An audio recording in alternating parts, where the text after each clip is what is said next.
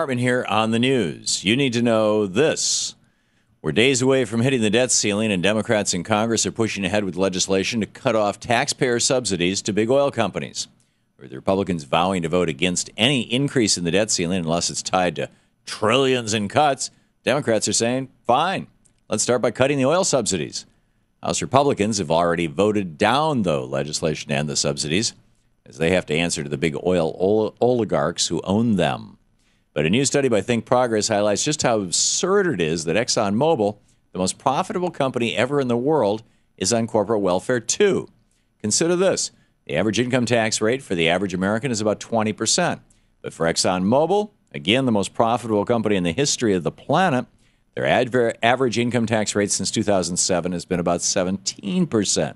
ExxonMobil, they made $30 billion in profits last year, yet pay a lower percentage in taxes than a couple of Wisconsin teachers. But I get it. The subsidies to big oil aren't to make sure that we are to make sure we're not paying higher prices at the gas pump, right?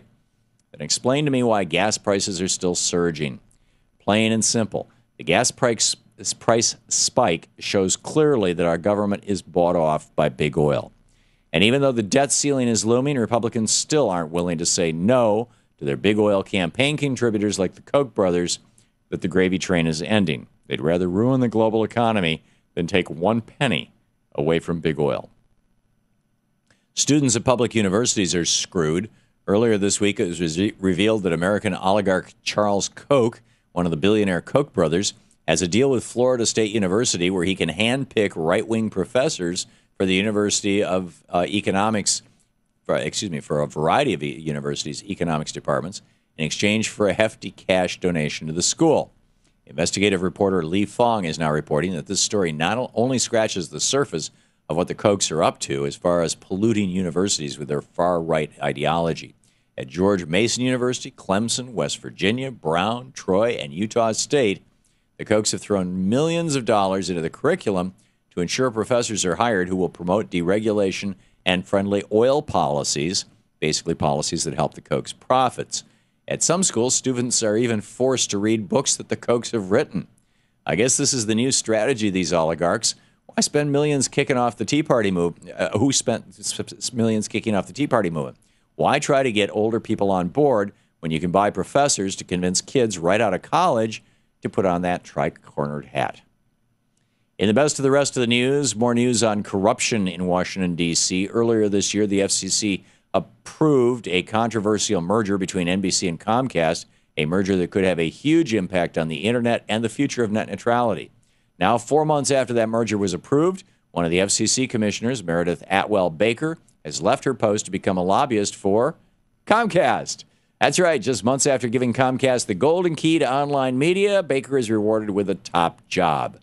So is there any agency in Washington, D.C. that's not bought off by industry lobbyists? Frankly, I think not. The war on labor isn't flying in every state in America, especially not New Hampshire. Yesterday, Democratic Governor John Lynch vetoed right to work for less legislation that screws over unions.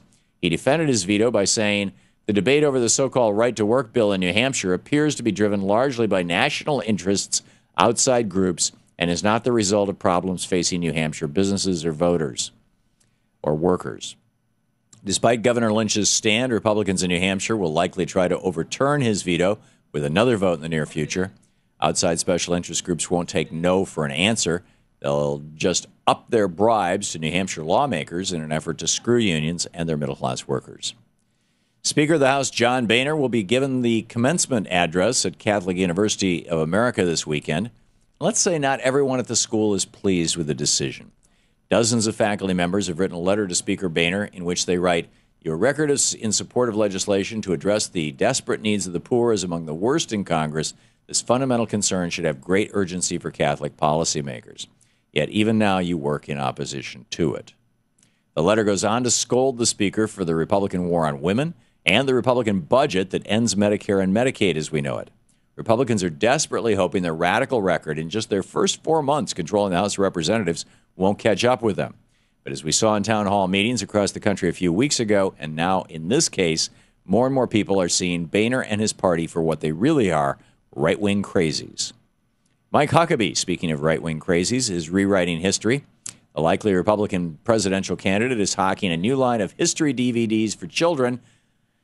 The DVDs are intended to give kids an unbiased look at American history. Huckabee promotes the video by saying, many of our schools and teachers haven't found ways to make history for kids fun. As a result, our national pride and patriotism are in jeopardy. Right, because that's what history is all about. Not telling the truth, but making it more fun and patriotic. And guess what the first DVD release is all about? Ronald Reagan.